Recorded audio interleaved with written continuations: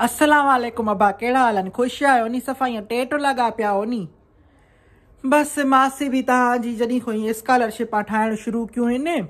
त पहिरियों मूंखे हिक बि स्कॉलरशिप जी ख़बर कोन हूंदी पोइ इन यू ग्रेड जी पहिरियों मूंखे ख़बर पई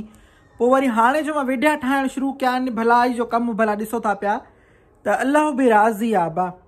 शायदि जो मूंखे अहिड़ियूं नयूं नयूं स्कॉलरशिपां जूं ख़बर पवनि जेके मां कॾहिं ज़िंदगी में न ॾिठियूं न ॿुधियूं। हाणे हिकिड़ी स्कॉलरशिप खणी आई आहियां तुर्की जी। हीअ स्कॉलरशिप बि वरी माना ईअं वसी स्कॉलरशिप आहे छो जो हिन में तव्हां जेको आहे सो माना मास्टर वारा बि करे सघो था PhD वारा रिसर्च जेके सिर्फ़ु करणु चाहिनि था उहे थी विया। उन खां अलावा जेको आहे सो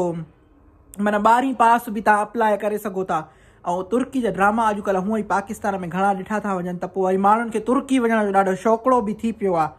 त हाणे बसि मां अॼु ॿुधाईंदीसांव इहा हयात मुराद जी त मां पाण वॾी फैन आहियां अबा शायदि इहो ॾिसंदी हुअसि मां बि इहो रोमांटिक ड्रामा छा था चवनि रोमानवी जेके इहे दास्तानियूं थियूं थियनि इहो ॾिसंदी हुअसि मां बि अबा अस्क लफ़्तन लमस जेको आहे पोइ मूंखे बि तुर्की वञण जो ॾाढो शौक़ु थियो। हालांकि मां त 2 दफ़ा तुर्की वञी बि चुकी आहियां पर मसइलो इहो आहे जो स्कॉलरशिप ते तुर्की वञणु छो जो तुर्की उहो वाहिद मुल्क आहे दुनिया जो जेको यूरोप में बि आहे ऐं एशिया में बि आहे त तुर्की माना ख़ूबसूरत बि ॾाढो आहे नी। वरी माण्हू बि ॾिठा हूंदा तव्हां ड्रामनि में त माना साइड रोल वारा बि एक्टर ऐं एक्ट्रेसूं बि ॾाढियूं सुहिणियूं आहिनि ऐं सुहिणा आहिनि त पोइ मुंहिंजो बि ॾाढो शौक़ु हूंदो त मां तुर्की में वञी ॾिसां माण्हू वग़ैरह। मां वियसि 2 दफ़ा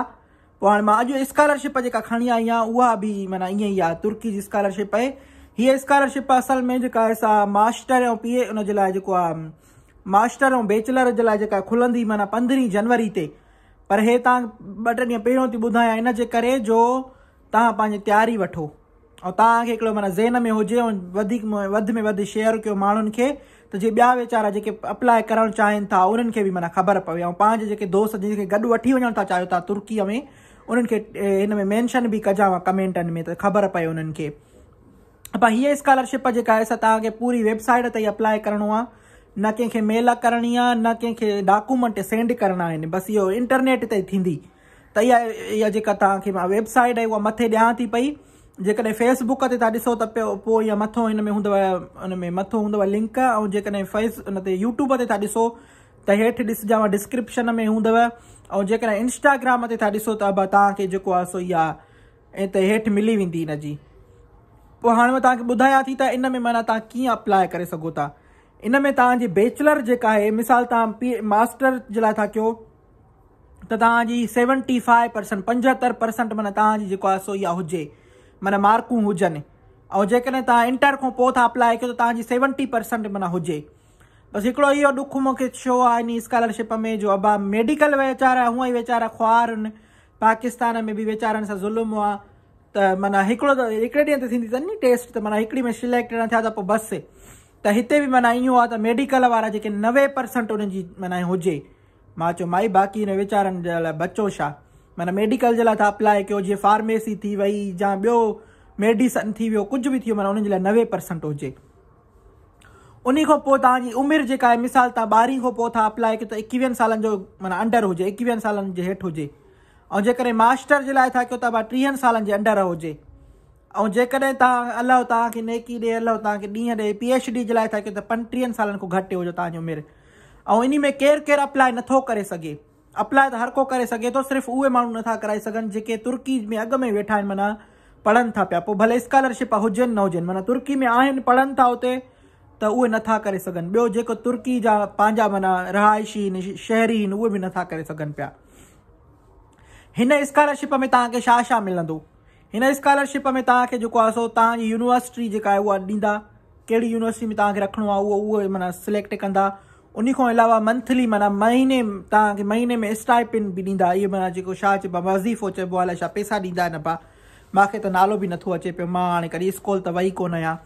उन खां अलावा जेको आहे सो तव्हांजी ट्यूशन फ़ी माना जेको तव्हांजी यूनिवर्सिटी जी फीस वग़ैरह उहा बि ॾींदा। उन खां अलावा जेको आहे सो अलाह तव्हांखे नेकी ॾे ट्यूशन फ़ी चई वियमि हिकिड़ी माना मोट जी जेका तव्हां मोटींदव त टिकेट बि तव्हांखे ॾींदा इन जी जहाज़ जी टिकेट। बसि अबा जहाज़ में चढ़ी आई आहियां मां बि ॾाढा जहाज़ जे चढ़ण जो नशो ई ॿियो आहे। जहाज़ मां चढ़ी मां बि गॾा गाॾे ते आयसि हेॾे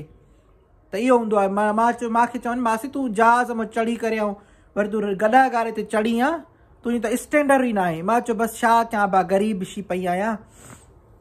उन खां अलावा अबा तव्हांखे अलाह नेकी ॾे जेका हेल्थ इंश्योरेंस जेका थींदी आहे माना तव्हां कॾहिं बीमार था थियो वग़ैरह त उहो तव्हांजे फ्री में इलाजु कंदा उते मिसाल थींदो आहे नी अबा। ॿियो मां हिकिड़ी ॿी बि ॻाल्हि चवंदीसांव त अबा उते मिसाल छा आहे जो मुस्लिमान मुल्क आहे नी तव्हांखे हिलाल खाधो बि मिलंदो। हाणे मां अमेरिका में हुयसि त अबा हिलाल खाधो ई न मिलंदो रुगो सूअर हूंदो ऐं ॿियो अलाए छा छा हूंदा हुआ त पोइ मां इहो सब्जियूं ऐं फ्रूट खाई करे अबा गुज़ारा कया आहिनि त इहो तव्हांखे मसइलो न थींदो। उन खां अलावा तव्हांजी रिहाइश जेका आहे तव्हांखे उते रहण जी वग़ैरह जेको थींदो उहो बि तव्हांखे फ्री में ॾींदा। ऐं ॿियो हिकिड़े साल जो तव्हांखे तुर्की जेका ॿोली आहे तुर्कियुनि जी कहिड़ी मां तुर्किश त अलाए छा था चवनि मूंखे त नालो बि नथो अचे पियो त उहा बि तव्हांखे जेको आहे सो सेखारींदा ऐं हिकिड़े माना साल जो उहो कोर्स जेको आहे उहो बि फ्री में अथव। इहा जेका वेबसाइट आहे उहा आहे www.turkishscholarships.government.tr